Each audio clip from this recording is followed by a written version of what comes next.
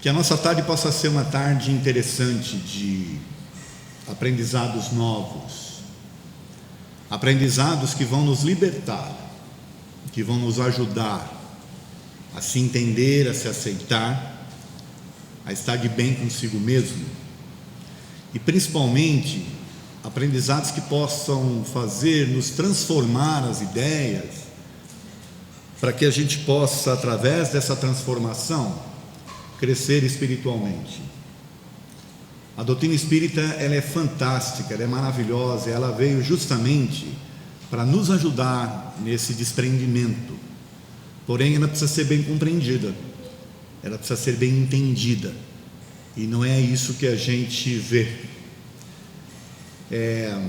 Não sei se vocês viram uma frase da semana que está aí nos nossos avisos, do Kardec falando da doutrina, como sendo a doutrina em que elas podem estar em paralelo nas diversas religiões.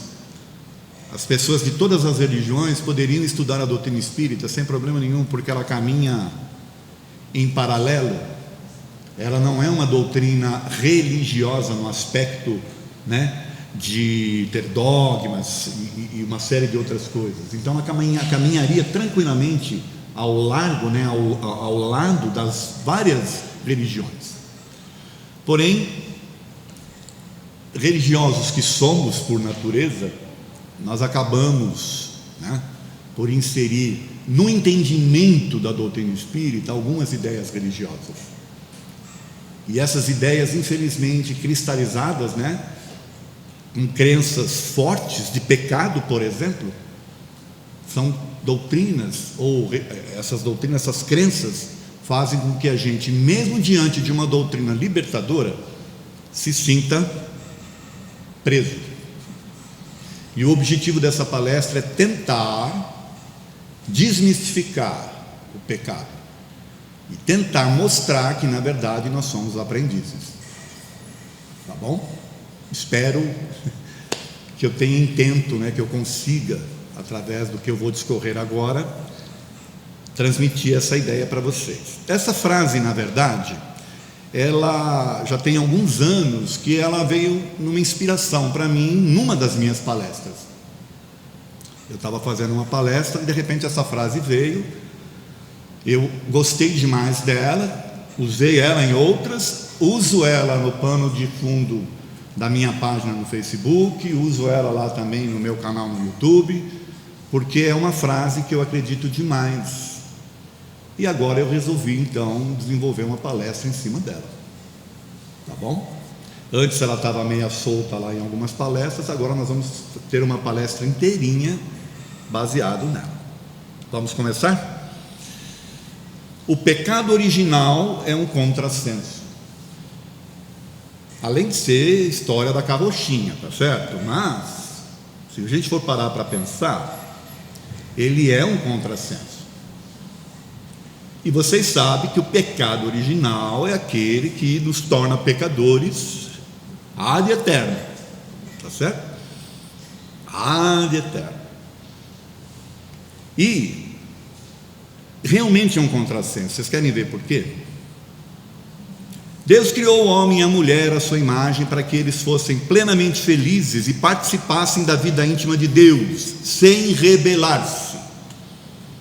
Quer dizer, Deus esperava do ser humano obediência nata, tá certo? Então você não podia se rebelar, você não podia ter ideia, você estava no paraíso,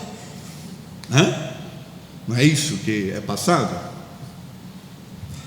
Porém, o homem seduzido pelo demônio decide não depender de Deus e ser ele mesmo a sua própria luz. O homem passa a decidir por si mesmo o que é bom e o que é mal, que é o famoso livre-arbítrio. Mas parece que esse livre-arbítrio e essa decisão, essa capacidade que Deus nos deu, é contrária ao próprio Deus, que Ele queria que nós, fôssemos autômatos. Mas Ele nos deu essa capacidade. Então vira um contrassenso o fato de você pensar e você decidir tomar decisões, errar, acertar, é um contrassenso, porque isso teoricamente é um pecado. Ora, aí a gente tem que começar a questionar mesmo. Como é que pode ser pecado algo que Ele nos capacitou? Então Ele não é Deus, Ele errou, Ele não tem essa capacidade toda. Fora essa história aí do demônio, né? Que também é outra história para boi dormir, tá certo? O interessante é que Deus, na época, respeita a decisão do homem, que é o livre-arbítrio, mas isso é interpretado como uma quebra irreparável da confiança em Deus, o que o torna a humanidade inteira pecadora, a partir da atitude do primeiro homem. Naturalmente que tinha a primeira mulher também, né? Esta pseudo-ruptura leva então à perda da relação, afastando-nos de Deus, porém, achando que é Deus que se afastou de nós. Então, na ideia desse pecado original, nós nos afastamos, mas achamos que é Ele que se afastou, porque somos pecadores, tá certo? A questão é que é a religião que nos torna pecadores. Deus tem religião? Eu pergunto para vocês, o que vocês acham? Senão Ele teria que escolher uma delas, né? Tantas. Então, se Deus não tem religião, por que Ele nos consideraria pecadores por ter a capacidade de pensar, discordar de algumas coisas, e aí Ele simplesmente nos condenar? É a religião que nos torna. Vamos ver. Pois não há no homem justo sobre a terra que faça o bem e nunca peque. Está lá em Eclesiastes. Vou repetir: não há homem justo sobre a terra que faça o bem e que nunca peque. Então olha que interessante, que está lá no Eclesiastes. Você pode ser justo, você pode fazer o bem, mas você é pecador. Ora, faça-me um favor. Então tem que fazer o quê para agradar e não ser, né? Se você sendo justo e fazendo o bem você ainda é, aí fica difícil. Pecador é todo aquele que pratica ou comete falha, delito, injustiça, maldade, corrupção, impiedade, depravação, rebeldia ou ainda transgressão à vontade de Deus. Eu grifei esses últimos aí. A rebeldia é aquele que questiona, é aquele que não aceita as coisas, né? Enlatadas, encaixotadas.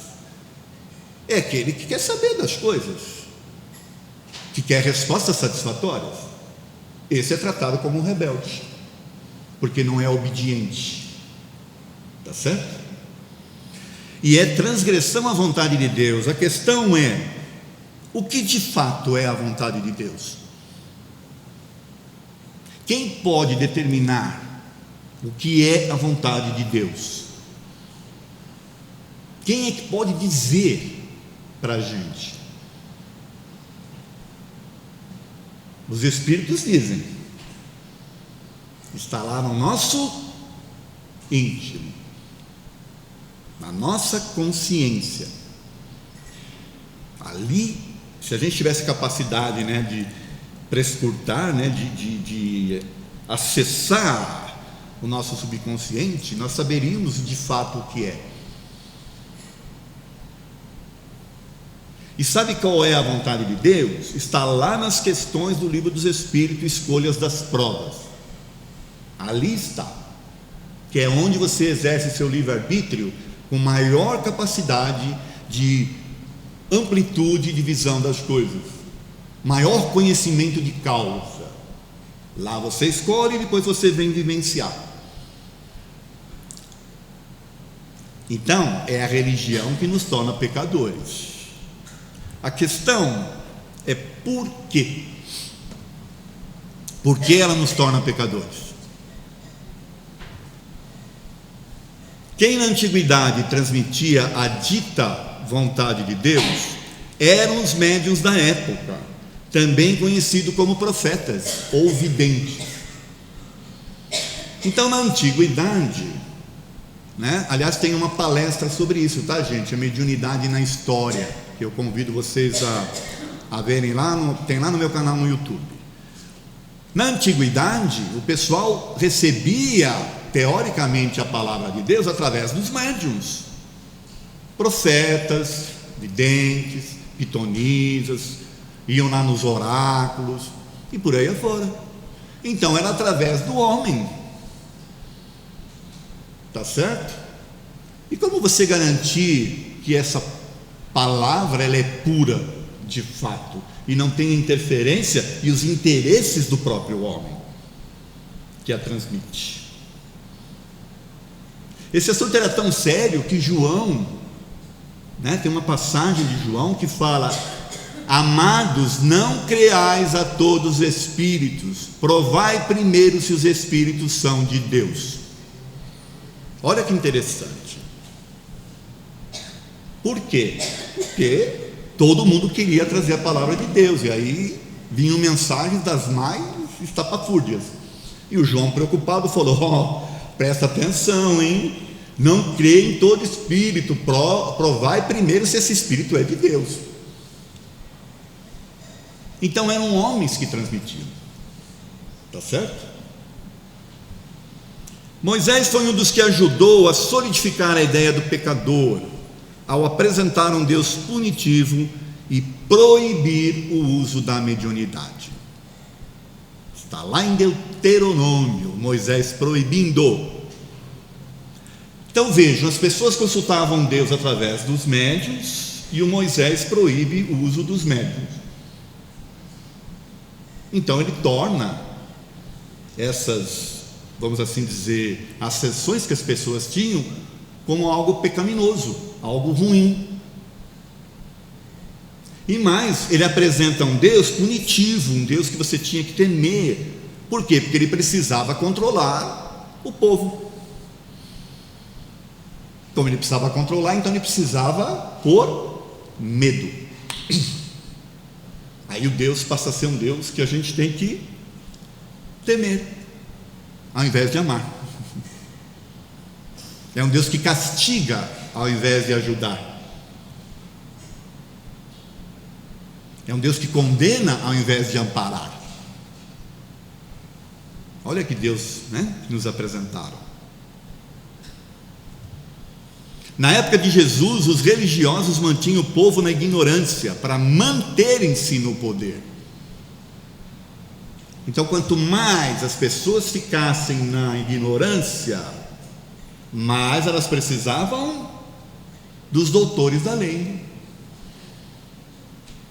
que aliás naquela época já eram pavões, já se achavam.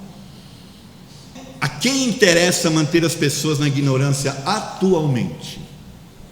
Naquela época a gente já viu. E na atualidade, a quem interessa? Certo? Para pensar, não é?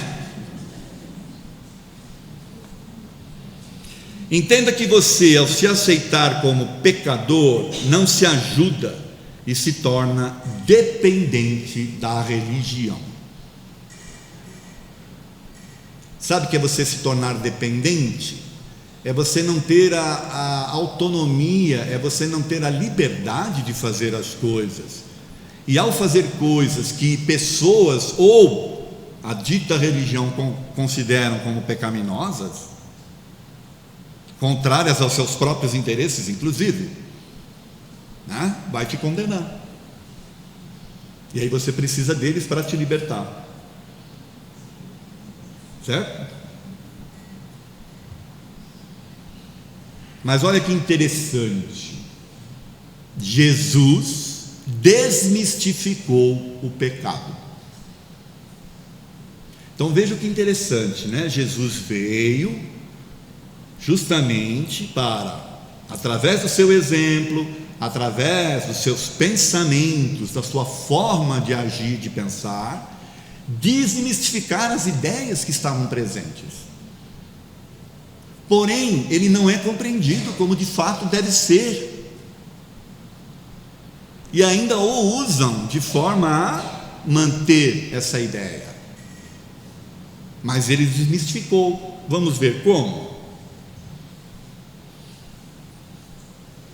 Olha, contrariando as crenças então enraizadas, apresentou o Deus de amor. Você não tem que temer a Deus, você tem que amar. Ele não te condena, ele não te julga, ele te ama. E isso atrapalhou as ideias reinantes. Isso revolucionou as ideias reinantes. Porque Deus era para ser temido e não para ser amado. Mas ele apresentou um Deus de amor. Porque escolheu os apóstolos entre pessoas do povo e não entre os religiosos. Isso aí foi uma afronta. Onde já se viu um mestre pegar gente do povo, pecadores ainda, e não a casta religiosa? Não é uma afronta? Uma afronta para quem? Para Deus? Ou para a religião, né? Para os... Vocês já pensaram sobre isso? Quem ele trouxe para estar com ele?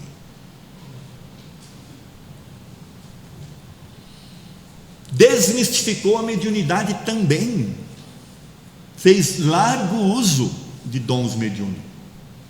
E mais, escolheu os apóstolos porque estes também tinham mediunidade. Então Moisés tinha proibido e ele agora faz uso e mostra que isso faz parte da natureza do ser humano. Então os médiuns eram considerados pecadores, agora não, tem a liberdade. Isso também foi uma revolução. Porque, afrontando os costumes da sua época, aceitou conviver com pessoas ditas problemáticas com naturalidade. Vamos ver? Jesus, vendo-lhes a fé, disse ao paralítico: filho, perdoados te são os pecados. Ora, qualquer um que vê um paralítico, principalmente o espírita, já vai achar que o cara aprontou na vida anterior e está pagando. O espírita adora usar essa palavra, pagando. Perdoados te são os pecados. Ora, estavam ali sentados alguns escribas que diziam uns aos outros: como pode esse homem falar assim? Ele blasfema. Quem pode perdoar pecados senão Deus? Olha que interessante. Eles ficavam incomodados porque ele estava lá com o povão e quem é esse cara que fica perdoando assim? Quem tem o direito de perdoar somos nós, entendeu? Em seguida pôs-se à mesa na sua casa, e muitos cobradores de impostos e pecadores tomaram lugar com ele e seus discípulos. Com efeito, eram numerosos os que o seguiam. Olha que interessante, os cobradores de impostos eram considerados pecadores.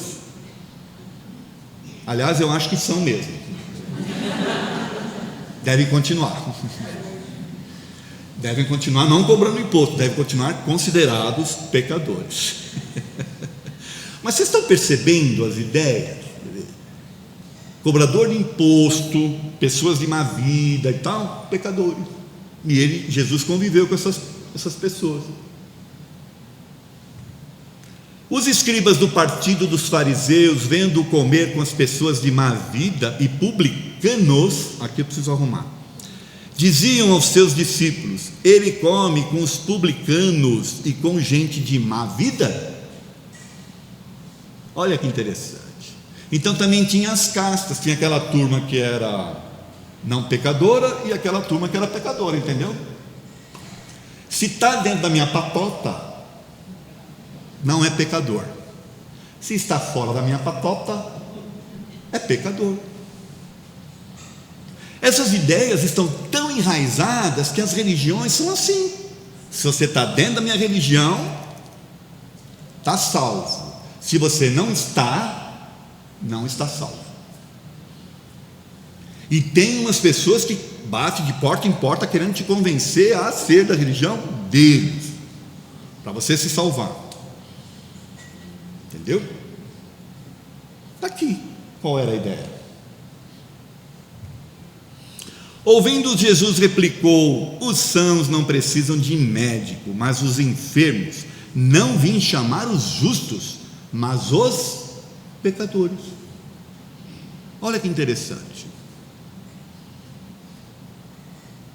Nesse conceito aqui, pecador, ele estava dizendo para o pessoal: olha, eu vim aqui para estar com o povo, aqueles que vocês consideram pecadores, entendeu?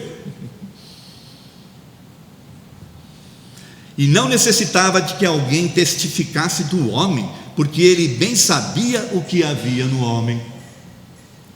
Isso aqui é mais interessante ainda, ele não precisava que alguém dissesse para ele o que, né? Porque ele sabia bem o que havia no ser humano, ele conhecia o ser humano,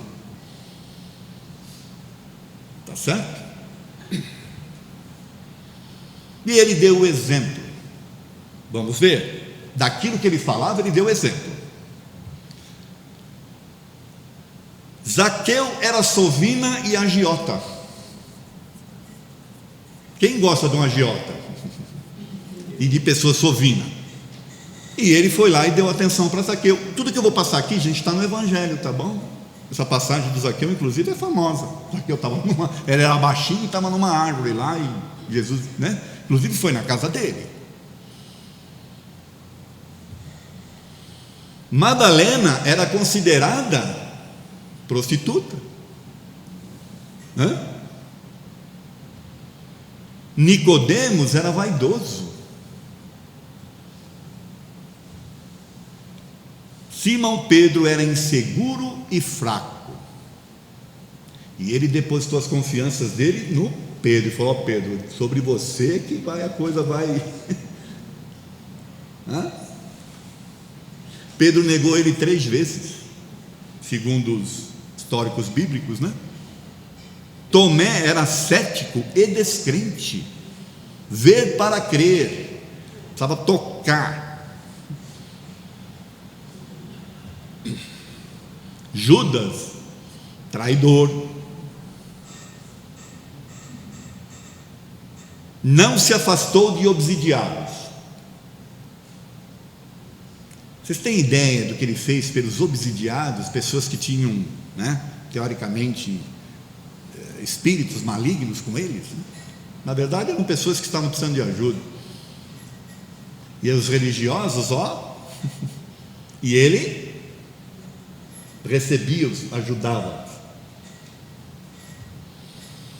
Atendeu a paralíticos, curou leprosos. Quem já teve oportunidade de ver pessoas leprosas? Alguém aqui já teve ou não? Alguns, né? Há não muitos anos atrás, essa doença era considerada contagiosa e as pessoas eram isoladas. E Pirapintigui, Santo Ângelo são cidades de leprosos. As pessoas eram afastadas. E ele as recebia. Também curou cegos. E mais interessante ainda, deu atenção para um ladrão.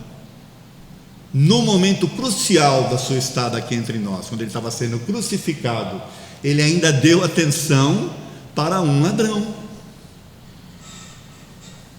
Aí eu pergunto para vocês: deu ou não o exemplo?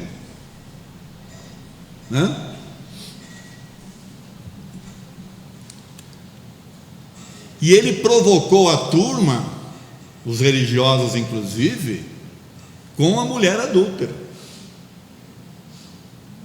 Porque a mulher adúltera, teoricamente, né? Teoricamente não, era considerada uma pecadora, ela ia ser apedrejada, gente. E aí o que ele faz então? Propõe para eles: olha, alguém de vós aí não tiver errado, ou não tiver pecado, pode atirar a primeira pedra. Então as pessoas falam: peraí, usando o bom senso, né? Será que a gente tem condições de condená-la? Porque será que a gente realmente não tem erros, né? A gente não tem equívocos no mundo, na vida? A gente é pessoa certinha? E mesmo sendo certinho, lembra daquela mensagem do Eclesiastes? Mesmo sendo certo e justo e fazendo bem, você ainda é pecador. Ninguém atirou a pedra na mulher, e também ele não condenou a mulher. Falou: mulher, vai, não peques mais. Então sabe o que significa não peques mais dele para a mulher? Filha, você aprendeu uma lição hoje aqui. Com esse teu erro, né, esse teu equívoco, você aprendeu uma lição. Segue tua vida e procura não errar mais. Procura fazer as coisas certas daqui para frente, porque agora você aprendeu. Então ela, a mulher adúltera, não era uma pecadora, ela era uma aprendiz. Ela aprendeu uma lição nesse conceito. Nas parábolas ele deixou mais claro ainda. Vamos ver algumas. O bom samaritano, que virou bom só depois de Jesus, porque até então samaritano era considerado, lembra dos publicanos que os judeus não gostavam? O samaritano era a mesma coisa. O samaritano passava, o judeu virava o rosto, cuspia, falava raca, que é um termo, né? E aí Jesus propõe o seguinte: olha, um doutor da lei falou: como é que a gente faz para entrar no reino dos céus? Aí ele conta a historinha do homem que foi pego e tal, né? Vocês conhecem a parábola, certo? E aí quem foi que cuidou do homem? O sacerdote passou, o aprendiz de sacerdote, que era o levita, também passou. Quem cuidou do homem foi um publicano, um samaritano. Alguém considerado de má vida, alguém considerado um pecador. Então foi um pecador que cuidou do homem.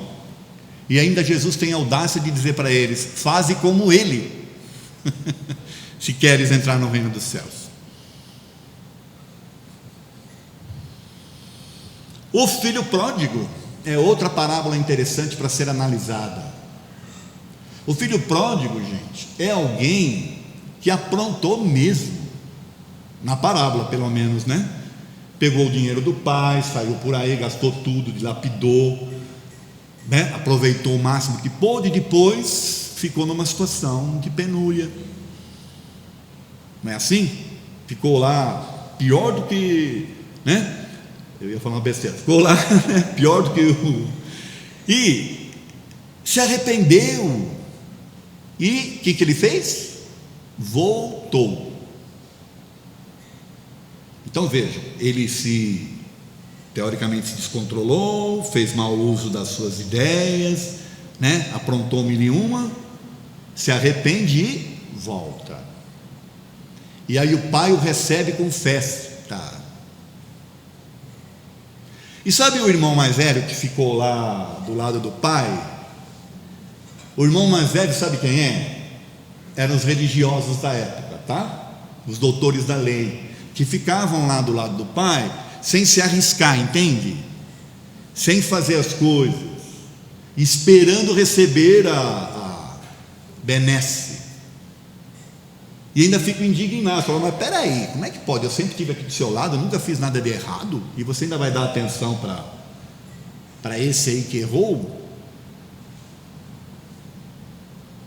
Aí ele fala aquela frase fantástica, né? Há mais júbilo nos céus por um, né, pecador que se arrepende, do que por um justo que fica, né? E a ovelha perdida? O bom pastor é aquele que, tendo 100 ovelhas, se uma se perde, ele deixa as 99 e vai em busca da perdida, até encontrar lá. Ele não vai ficar, sabe, satisfeito enquanto não recuperar a ovelha perdida. Aquelas pessoas que se desencontraram, né?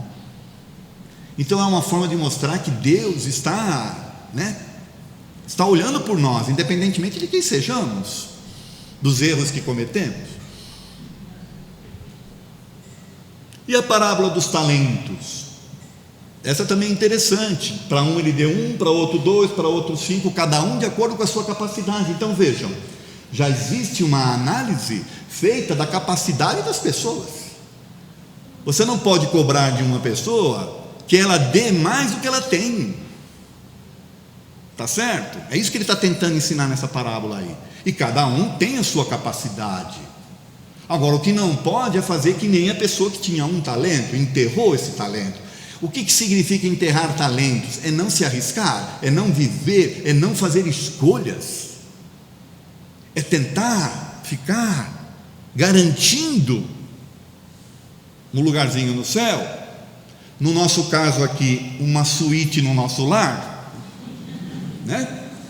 sem fazer nada. Ora,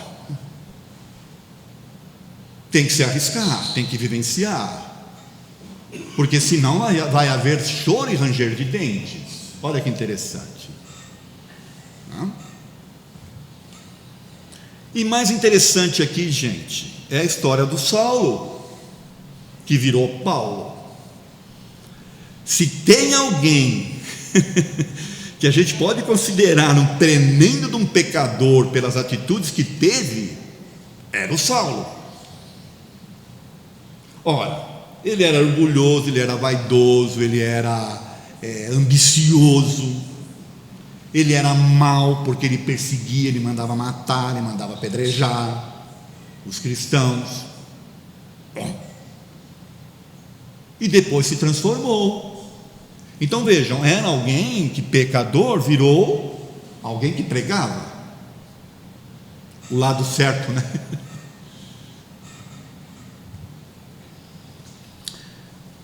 Encerrando então com Jesus, nós vamos ver o seguinte, que o Espiritismo, doutrina espírita codificada por Allan Kardec, nos liberta. Esse é o grande objetivo da doutrina espírita. E vamos ver por quê. Eu gosto demais dessa questão aqui, 941. Ela é feita, deixa eu voltar um pouquinho. Ela é feita, Kardec pergunta por que as pessoas, tendo diante delas o futuro, temem tanto a morte. E eu acho fantástica a resposta. Vamos ver. Para muitas pessoas, o temor da morte é uma causa de perplexidade devido às crenças incutidas desde crianças da existência de um inferno e um paraíso, e que mais certo é irem para o inferno, visto que também lhes disseram que o que está na natureza constitui pecado mortal para a alma. Eu grifei natureza e pecado. O que os espíritos estão dizendo? Como é que você quer que eles se sintam? Se estão dizendo para eles que as coisas que eles sentem na sua natureza são pecado, pecadores. Então a pessoa não pode ter desejo sexual, a pessoa não pode sentir raiva, a pessoa não pode ficar magoada. São sintomas, são sentimentos pecadores. E todos nós temos esses sentimentos, porque somos seres humanos, está na natureza. Estão dizendo que isso é pecado, então vão sofrer mesmo, certo? Vão ter medo mesmo.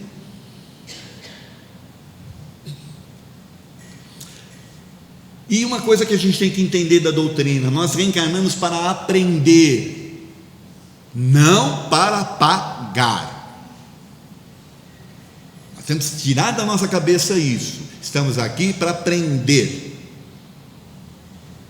tá bom? Eu estou falando para nós que estamos aqui, porque a gente vai ver que realmente tem pessoas que estão em provações mais sérias, tá certo? Esses teoricamente estão resgatando, mas nós aqui não, nós estamos aprendendo.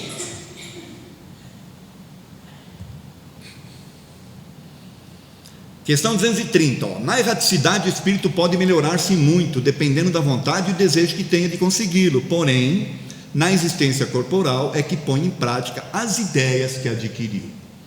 Então eu lá agora, de posse de uma amplitude das ideias, eu vou analisar as coisas, e vou tomar decisões. Olha, eu preciso melhorar nisso.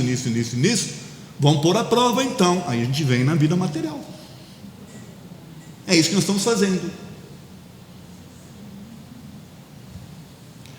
A alma que não alcançou a perfeição durante a vida corpórea, para acabar de depurar-se, sofre prova de uma nova existência. Para a evolução do ser humano, são necessárias muitas e muitas existências corpóreas. E muitas mesmo. Lembra da parábola dos talentos? 1, 2, 5, conforme as capacidades de cada um. Como é que a gente adquire capacidades diferentes se fomos criados todos iguais? Através das experiências. A reencarnação tem por objetivo a purificação e melhoramento progressivo da humanidade. Purificação e melhoramento progressivo. Ninguém vai reencarnar hoje e já sair, evoluído. É progressivo. E o objetivo é a purificação. Não é o pagar, o ser pecador, sofrer e por aí afora. A cada nova existência, o espírito dá um passo para adiante no seu progresso. Quando então purificado, não tem mais necessidade das provas da vida corporal. Então vai chegar um dia que nós não vamos mais precisar reencarnar no corpo físico, lá na frente.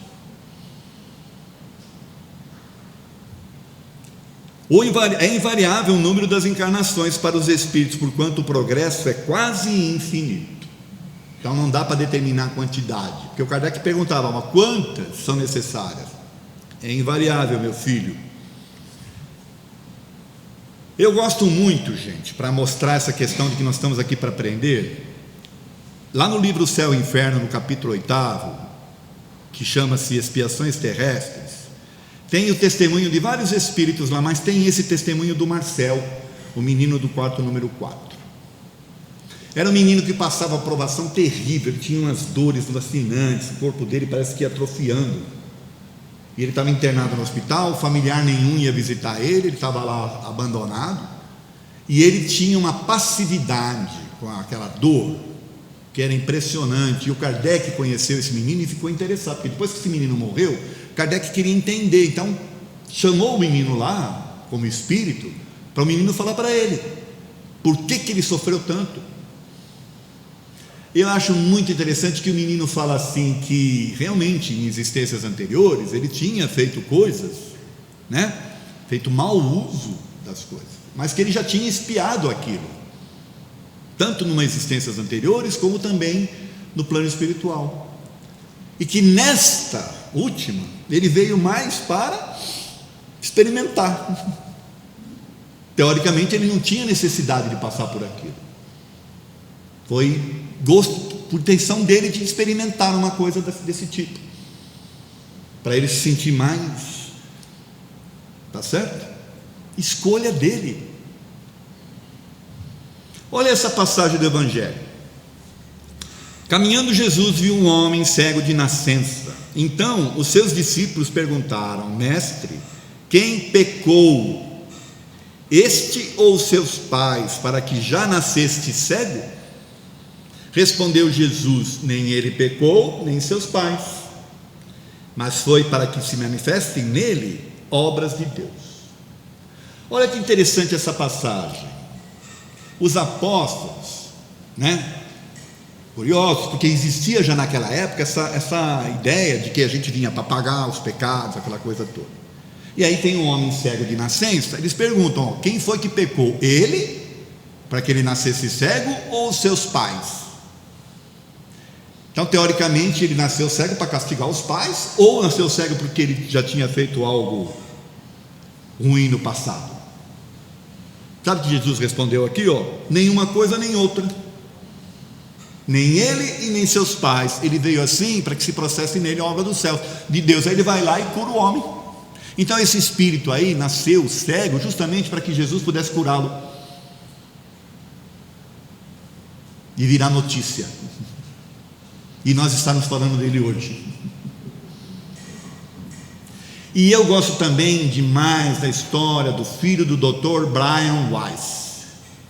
No livro Muitas Vidas, Muitos Mestres, ele conta que o menino nasceu, teve 24 dias só de vida, porque nasceu com um problema no coração, não conseguiria sobreviver. Porém, mais para frente, ele, quando aconteceu isso, mudou a vida dele, quer dizer, ele estava estudando uma coisa, ele passou a estudar outra. Mais para frente, ele vai descobrir que esse espírito aceitou vir naquele corpo, daquela forma, para ajudá-lo a se redirecionar. Olha que informação interessante. Um espírito aceitou passar por tudo aquilo, para ajudar o outro espírito que estava encarnado a se redirecionar. E nós aqui achando que todo mundo tem que pagar.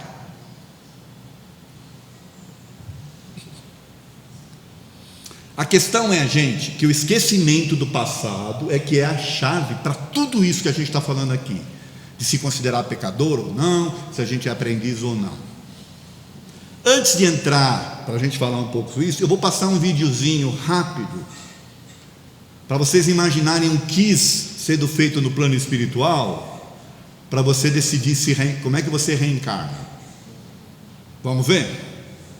Falar mal dos outros. Sim! Cuidar da sua vida. Não! Dar mais atenção pra sua mãe. Não! Revista de fofoca. Sim! Um livro. Não! Inveja. Sim! Trabalho duro. Não! Caridade. Não! Um pote de Nutella. Salada de chicória. Valentina, meu bem, acabou! Ai, beleza! E aí? O que eu ganhei? Bom, você ganhou uma pilha de coisas para consertar na próxima vida, né? Consertar? Como assim consertar? Eu não fiz mal pra ninguém, eu fiquei quietinha na minha. Fez sim, você prejudicou bastante uma pessoa. Quem? A própria Valentina. Eu? Como? Usando o seu livre-arbítrio, ora essa. Durante essa vida você escolheu dizer sim para um bocado de coisas ruins e não para outras que te fariam bem, somando tudo, 9 fora, deu o que deu.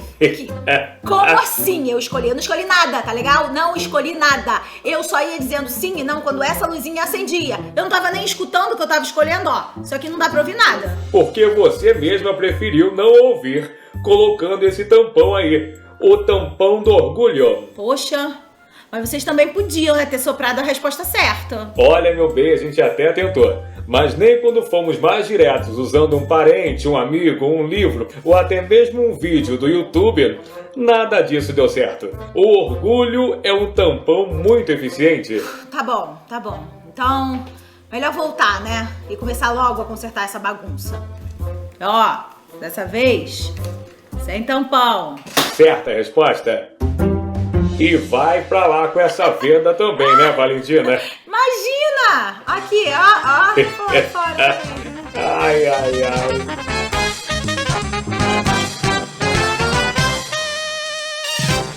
Vocês já pensaram, vocês passando por um quiz desse lá no plano espiritual? Um mentor como o Silvio Santos?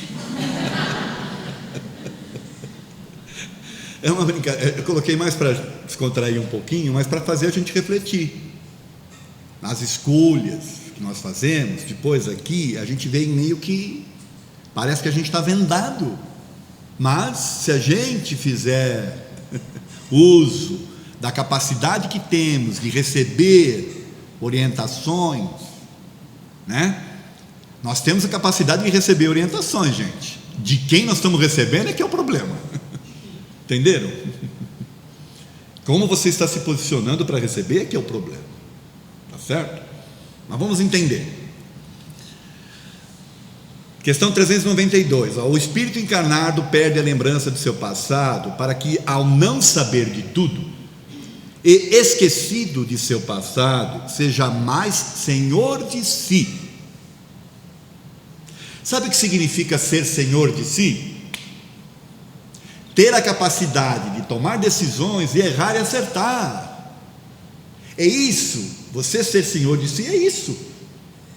Entende? Porque se você soubesse já das coisas, você viria com a cola, né? É a mesma coisa que você vai fazer a prova já trazendo a cola. Você vai aprender o quê? Então, não lembrando, você se torna senhor de si, você se arrisca, entende? Você vai fazer as coisas, vai errar, vai acertar, e com isso você vai fazendo um balanço e vai crescendo. Eu acho demais isso aqui, ó. Não saber de tudo é te tornar senhor de si. Então você não é um pecador, você é alguém que está experienciando, está aprendendo. Como pode o espírito ser responsável por atos e regastar faltas de que não se lembra? Como pode aproveitar da experiência de vidas que lhe esqueceu? Como conciliar isso com a justiça de Deus? Essa é a grande questão que se faz, né? Já falei aqui, você lembrando, você traria a cola. Vai aprender o quê? Olha a resposta, ó. Em cada nova existência física, o espírito dispõe de mais inteligência e melhor pode distinguir o bem do mal. Onde estaria o seu mérito nos acertos se lembrasse de todo o passado? Então, de novo, ó, em cada nova existência física, o espírito dispõe de mais inteligência e melhor pode distinguir.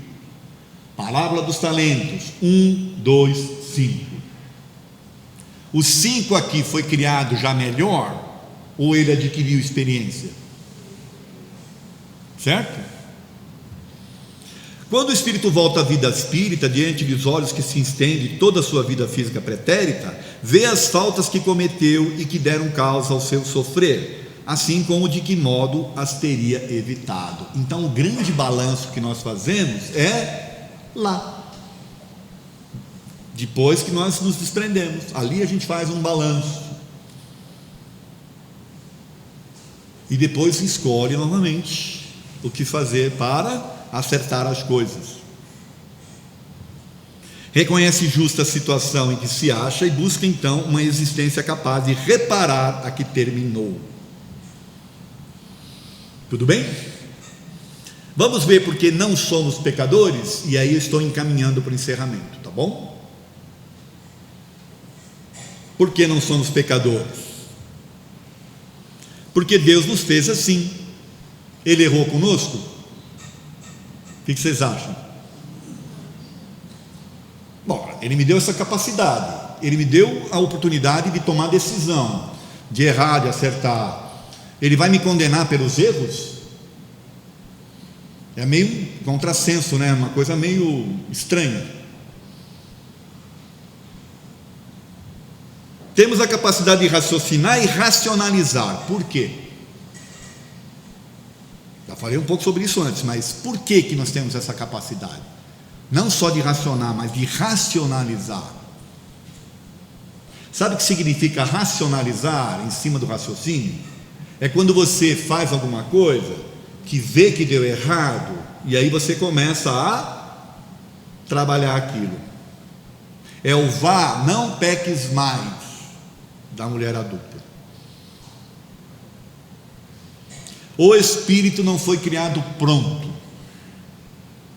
Então aquela ideia de que nós tínhamos tudo lá no passado, e aí decidimos, né, nos rebelar, isso aí, gente, é coisa que não dá mais para aceitar nos dias de hoje. Não foi criado pronto, nós estamos nos desenvolvendo. Erros e acerto é que nos constroem. Você é hoje a somatória dos erros e dos acertos que você fez. Você não é mais a mesma pessoa hoje do que era há 10 anos atrás. Se você parar para pensar, quem tem a oportunidade inclusive de viver mais, vai vendo o quanto se modificou, o quanto se transformou em virtude das coisas que vivenciou e que experienciou também. Então você ficar se olhando hoje, com um olhar no passado, nas coisas que você fez lá atrás, é perder tempo. Você é hoje a somatória de tudo. Outra coisa, olhar as pessoas pelo que elas fizeram antes é uma tremenda falta de oportunidade que nós estamos dando para conhecer a pessoa hoje. Pessoas que erraram conosco há 10 anos atrás são as mesmas ainda? Será que elas não aprenderam nada?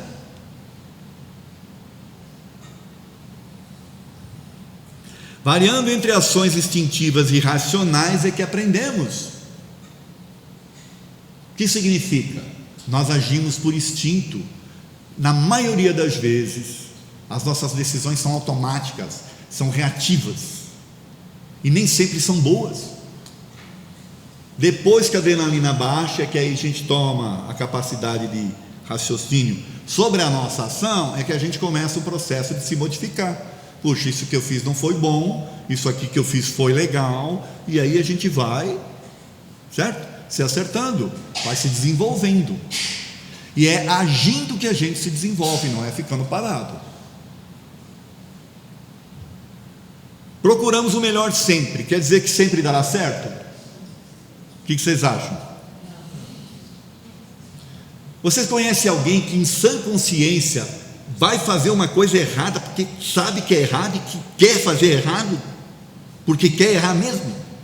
Até pode existir, mas nós aqui fazemos isso. A gente tenta fazer o melhor. Significa que vai dar certo? Nem sempre. Ora, não deu certo, então você aprendeu. Deus acreditou em você exatamente como você é. Isso é ruim? Tem gente que acha que sim. A gente nunca está satisfeito com a gente, né? Não é assim? Ah, porque eu queria ser fulano, eu queria ser igual ciclano, eu queria ter os olhos de não sei quem, queria ter a pele de não sei quem, o cabelo de não sei quem, o corpo de não sei quem. Pelo amor de Deus, pô. Ele te fez assim, ele acreditou em você assim, te deu essas capacidades todas, e você não acredita? Não se aceita? Aí fica difícil. Depois fica jogando a culpa nele, né? A crença no pecado traz culpa e, consequentemente, a inanição. O que significa isso? Você se acreditando como pecador vai se sentir culpado, e você como culpado vai ficar parado, não vai agir, não vai se arriscar, vai ficar dependente do perdão de alguém ou da religião, e aí você não vai se desenvolver. A reencarnação é para nos desenvolver como espíritos, e somente cresceremos através das experiências, boas ou más. Se isolar é a pior coisa que você pode fazer. Vou encerrar com Jesus, tá bom? Uma mensagem que ele deixou para a gente, e para a gente refletir sobre ela. Também nós então somos cegos? Respondeu-lhes então Jesus: se fosseis cegos, não teríeis pecado, mas agora dizeis que vedes, e é por isso que em vós permanece o vosso pecado. Então isso aqui é para o espírita, principalmente. Ai, agora que eu sou espírita, eu estou vendo quanta coisa ruim eu fiz, quanta coisa errada, quanto que eu não sei o quê. Agora que você está vendo que você é uma pessoa normal. E bom que você está vendo, não é? Então a doutrina espírita veio para nos mostrar isso, para nos esclarecer, e não para fazer você se sentir mal com você mesmo, entende? É justamente para te ajudar a se libertar. Antes você não via, agora você está vendo. Por isso que em vós permanece o pecado, porque você está vendo. Você começa a fazer um balanço das coisas, começa a pesar o certo e o errado. É isso. E ele falou isso lá atrás. É isso, gente. Obrigado pela atenção de vocês e espero que a gente tenha compreensão. Não somos pecadores, somos todos aprendizes. Muito obrigado a todos e que Jesus nos abençoe.